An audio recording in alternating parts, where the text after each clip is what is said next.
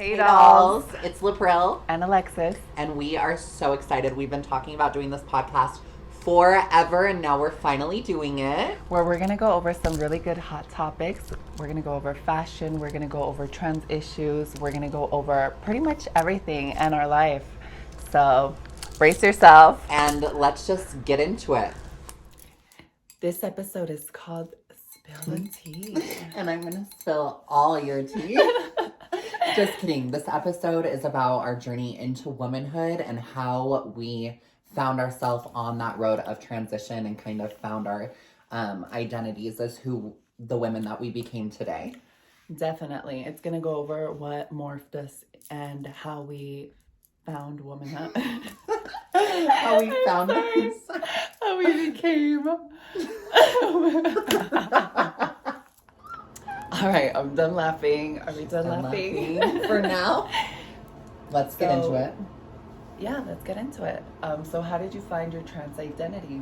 I feel like I've always known. I feel like ever since I was little, I was like, why can't I have my hair long? Why can't I play with Barbies? Yeah. My parents moved me here with my grandparents when I was like 16. And I went to a gay club with one of my friends, and I saw a drag queen, and she was like, that is what you need to be doing. And I got into drag, and I just felt like so myself. And it not necessarily was like the drag, because drag is a gateway for a lot of trans people. Mm-hmm. But I just felt so comfortable, like with longer hair, with makeup, with like girl clothes. I was like, this is who I need to be, even though I didn't even know what the word was. So I think that's how I kind of started finding myself, and then finding people like me was also a big part of like, wow, I'm trans. I love that. I really And do. For you?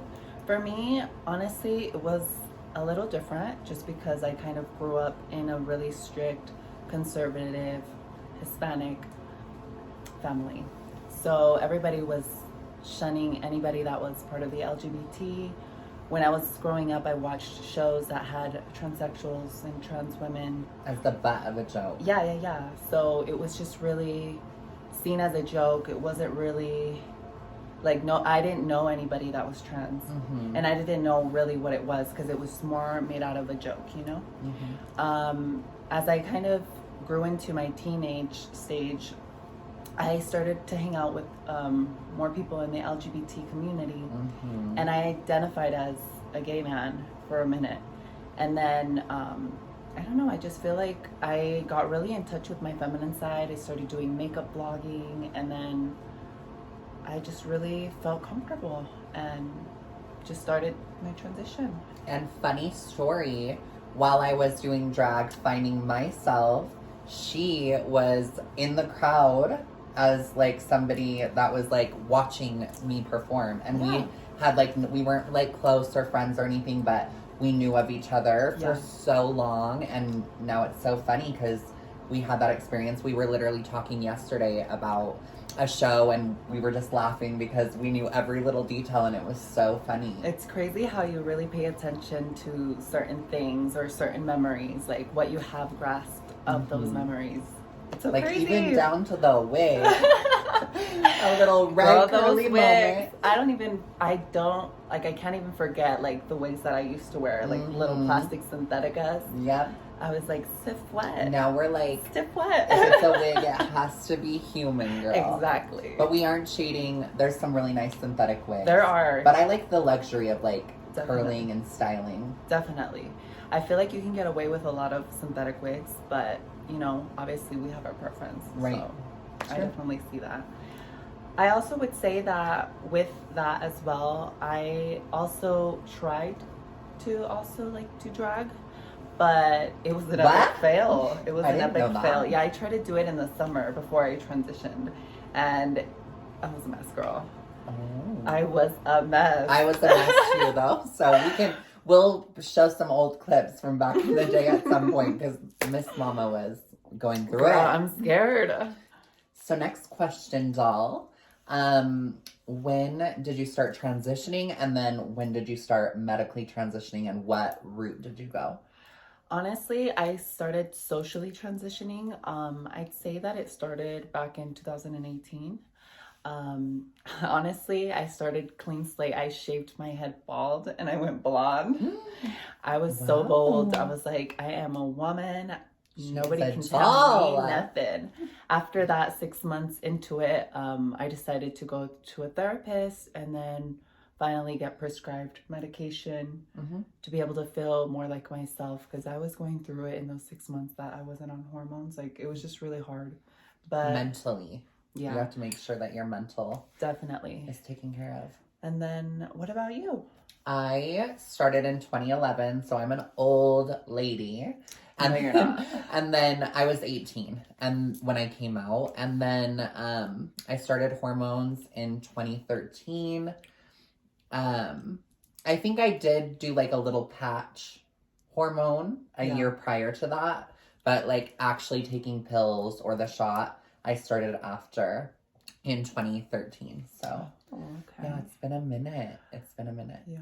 And I personally have done like every kind of hormone, the patch, the pill, the shot, and then the hormone pellet. So I've gone through it. I'd say that for me, it was more of like the pill form for a minute, for almost like 2 years. And then I found out about the shots, and that's what I'm currently on. And they're scary. They are. Like, I just did one. you don't know where you're really poking. And yeah, they teach you and everything, but then once... It's like 1 second. They're like, this is how you do it. Go home and do it There's yourself. literally times where I just have to like push it in really quick. Sometimes I just have to slide it in. No, I do it so like, slow. Girl, it's a nightmare. See, but that's why I liked doing the pellet, because they just like insert a little plant-based hormone pellet into your butt cheek, and then it just like distributes it over a year. And I feel like that really turned me out, but I am starting to get back on the shot and it freaks me out. I love it though. It definitely does make a difference. And I think I'd say like more mentally, it's great. Well, and you know, I just had my hormones have been crazy because I've been needing my pellet since December, and I just had a full on like meltdown and had to take a shot, which I don't usually do, and it made me feel so much better. So it really does affect your mental health so much when your hormones are unbalanced. Yeah, I agree. I definitely agree. And it's also kind of like a roller coaster, because it's like we're constantly on like, you know, our period, which we don't have one. Just to point that out, we don't have one, but it's more of like mentally and emotionally. And a little physically, but not like like what you think. Right? Yeah, I would agree. Yeah. I feel like we do get a little bit of symptoms going on. Yes. Yeah. It's like literally having a period without any of the benefits, I guess, of having a period. Yes. Like, we can't have a baby or nothing. We're just hormonal and cramping and whatever. Yeah. Yeah, the cramps are no fucking joke. No joke. It's called like a phantom. Yes. Phantom period. Or yeah. Yeah, it's so weird. That is so crazy. I know. So, Laprelle, how did you come out to your family? It wasn't really like a come out. It was more like I fell out of the closet with my hair and my handbags and everything, and I was just like, I am a woman. Like, that is who I am. I love it. Once I started doing drag, I just was like, this is who I am. So this is what I'm going to do, and this is who I'm going to be. And my family, I feel like they had enough time knowing what I was going through to just be like, okay. For my sisters, they were really young, so it was kind of hard to navigate not having a big brother anymore and gaining a big sister. But I feel like I'm the exact same person, just my physical has changed. I don't feel like I'm any different towards them. I love them so much, and I had to show them that I was their big sister. Or I even told them, I was like, I will always be your big brother and I will always stand up for you, but I need to make this journey so that I can be happy. And I think that once we were able to show that I'm still gonna be there and I'm still the same person, just the outside's changing, that's when they were like, okay, like, I'm okay, I'm gonna call you what you want to be called, and you're our sister. So I love that. I think that I can relate in some form as well, because when I did it, it was just very, my family wasn't really open about it, but I had already started like dressing up, acting more feminine, you know, wearing makeup, you know, the living gig. the doll life. Being a glow up doll. But more of like, I just kind of was very unapologetic, and I was like, you know what? This is what needs to happen, and if it doesn't happen, like, I'm sorry, like, I'm not for you, but Right. I love you and you'll always be in my heart, and I have to take this journey. Like, it's not about you, it's about me, and I hope you guys can be part of it. Right. And slowly but surely, it was really surprising, because I thought that my dad wasn't going to be as accepting because of, you know, their dads. I don't know, yeah, and we were their sons, so yeah. So it was that's really, a scary one. it was scary. It was scary to tell him, but honestly, like, I'm really glad that I did, and I had that talk where I was like, you're either gonna call me this, you're gonna respect me, or I'm not gonna ever talk to you again. And I'm sorry, I love you, but this is how it has to be. Same thing for like my sisters and my mom. I was like, I love you guys, and I know that it's gonna be a hard journey, but if you guys love me and you want to respect me, like, you guys have to. Is your dad still in the picture? I'm not really that close to him, honestly, and he's out of, you know, the country. Yeah. So I keep in touch here and there, but we definitely do have like a really good relationship. Oh, that's good. Yeah. See Same that? with my family, with my sisters and my mom. I feel like I'm more close to my mom Yeah. than my dad. I mean, they're still together, blah blah blah. But I love my dad. It's definitely a different dynamic, but I know that he would always stand up for me and be like if a man or anybody, he would always be there and be like, you're not gonna treat my daughter like that. And that's so gratifying. Just those little moments where he's like, my daughter, because we aren't as close. Like, I will always love him, but we don't really have like the same things that we like. We just don't really vibe as much. But I know that he is always going to protect me and be there for me. So I'm glad that we both kind of have that same. Yeah, we're definitely very fortunate, and there is a lot of like trans people that don't have the support of their family. Don't even have family at all. But just know that you're not alone, you know, and friends are also family. Friends and chosen family is family. I have chosen family, and I have really good friends that, you know, were really accepting and loving, and, you know, to this day, like, I'm really thankful for them, because I don't know where I'd be. And I would do anything for you, girl. And if any of you guys need an ear or a friend, someone to talk to, whether it's transition or whatever, we would always be willing to listen. Most definitely. So what I was going to say was that we started this podcast in hopes to be a little more vulnerable and to be able to bring up certain topics that weren't really discussed from what we've observed. Yeah, I would agree. I think that, you know, I want to shed light on real situations that we've been through, that we're going through. Transition never ends. Like, there's no end. We will always be transitioning. We will always be going through these things.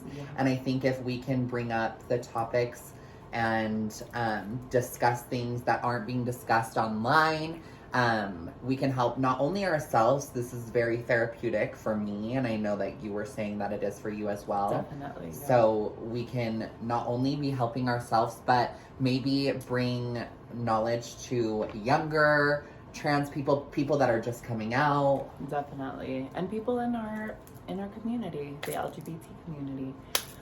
And the allies as well, I feel like. Definitely. I feel like there's a lot of people that have questions. Yeah. And we will answer the ones that we feel are appropriate. We definitely have gotten a few questions, and we're going to answer them in a minute from our viewers already. But we are very thankful for this podcast and all of our viewers. And we're really excited to start this journey with you guys. So excited. I'm so glad we're doing it, honestly. I know. I was getting my nails. So if you don't know, our nails are fabulous. She does nails. And so one of the first times I came over, I was like, we should start a podcast kind of going over our life. Like, I know that we have a lot of fun things planned. Like, it's Yeah. not just going to be us sitting on a couch. We have a lot planned and a lot of topics. But I was just like, I want to do this with you, girl. And Yeah. We here just we are. click, you guys. We just click. And we're just the dolls. We're the dolls doing doll things. The dolls are dolling. Hell yeah. The dolls are wilding, so. Well, should we get to questions? Let's get to it. Let's get to it. Stella Pro, what was one of the questions we got? Let's see. Let's pull out my handy dandy notebook, Miss Dora the Explorer. Okay. So from Funkadelic. Okay, Miss Funkadelic. I don't know if I can read my handwriting. Can you read my handwriting? Misogyny. Oh yeah, this was your Yeah. this one was from your personal. So Funkadelic asked, what or how did we experience misogyny as trans women from other men and women? That's a really good question. I feel like we definitely do experience misogyny. A lot. Yeah. Yeah, on a daily basis. Girl, we are strong. We are like You have like to be super women. You have to be really strong boned in order to go through this. Yeah, it's not for the faint of heart. Mm-hmm. Like you really have to build tough skin, and sometimes we're not tough. Sometimes we are very vulnerable and sensitive. Cry in our closet. Like, literally, like we'll come home and cry because we'll feel so hot, and then like we go out and we get like stares or comments, or they discriminate. It's like little jabs. Little like, little knives all the time, and then it just. I feel like we can take it a lot. And then there's like 100 knives in us, and then we break down. Yeah. Because I feel like you really do have to build like such a tough skin. Yeah, tough skin. It's hard because it's like publicly when we're walking around, people will stare at us, whether it be because we're hot. We don't know. Well, I think it's because we're hot. But please let us know. If you see us out and about at the local Target, Walmart, if you catch us up these streets, honey. Let us know. Holla. Be like, hey girls, you are on fire today. No, honestly, it's hard. It's literally hard. Work-wise, women definitely see us as like competition, which we have nothing to really compete because we're in a whole different realm, and we do deal with a lot of things that women deal with. Yeah, we do. With men, more than what a lot of the women that are like transphobic would think that we didn't deal with, we literally deal with. Yeah, it's like an added layer. It's just like even worse. It's just we're not accepted by at everyone. All. Yeah. So, next up, Mr. Mendoza says, Mendoza. "What is it like being trans in Utah?" I think that plays in with the misogyny. I just feel like it's worse here. We chose the worst state to live in as far as... I would disagree. I feel like there's certain parts here in Utah that are a lot more like, like you can't really walk around. Right. But in some parts, it's a little bit easier, like downtown or some areas that are a little bit more progressive. It's okay. It's not like 100%, but it's a lot better. I guess when I'm saying that, I'm thinking like where I'm from in Las Vegas or like LA or, you know, just like the places that I like to go. I feel like that's what I'm trying to like judge it on because I feel like I don't get it at all there. And I mean, when we were traveling, I think I've only gotten it once and it was in Denver. It was so crazy. But I mean, wherever we go, we'll get clocked. Either way, like one way or another, like they'll find out. What time is it? Yeah, clock time. Clock time. Clock. So clock is a term that she's doing the girls, use when a woman is basically calling out, or a man. Woman. Yeah, when they're calling a trans woman or a trans man out because they were able to figure something out. Yeah. Ugh, that's so ugly. Don't do that. So my challenge, I guess our challenge would be when you see a trans person, maybe don't stare. Definitely. And if we catch you staring, then just be like, hey girl, you love your nails, love your Love your new rack. Love your lashes. Just something. Love your tits. Don't just. I literally had people literally staring like. Yeah, me too. Especially And not when I go to the breaking gym. eye contact. I will be staring back, and people. I'll be at the gym and I'll be like, and they're like, and I'm like, hey sis. Like full. Okay. Well, I guess.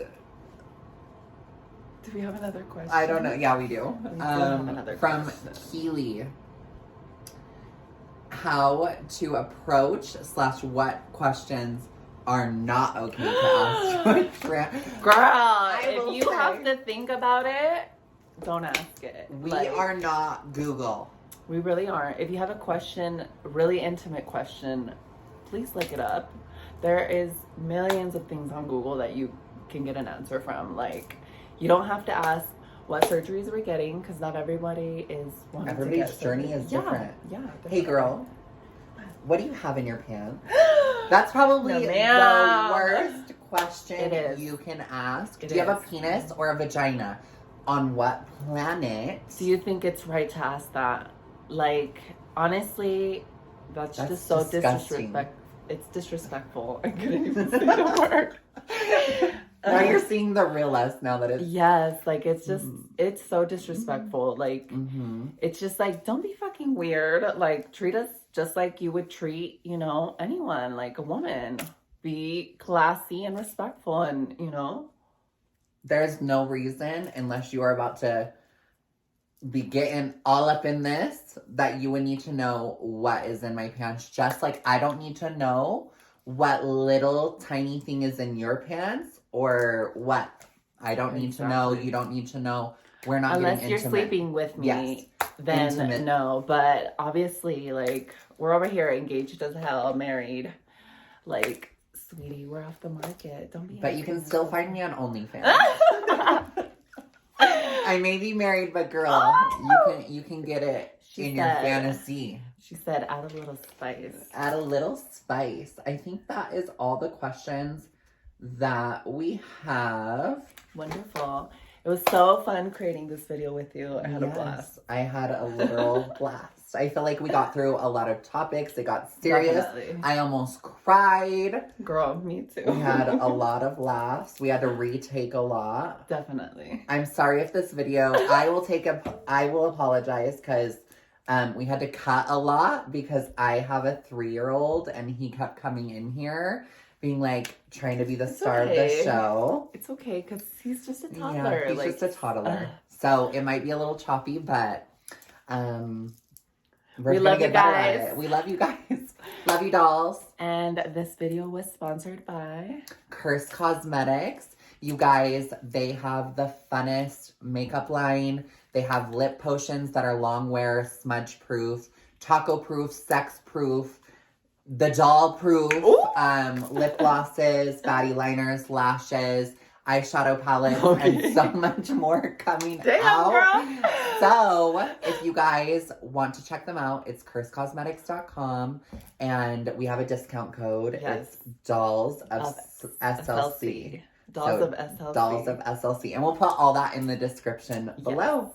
But, mwah. Love you guys.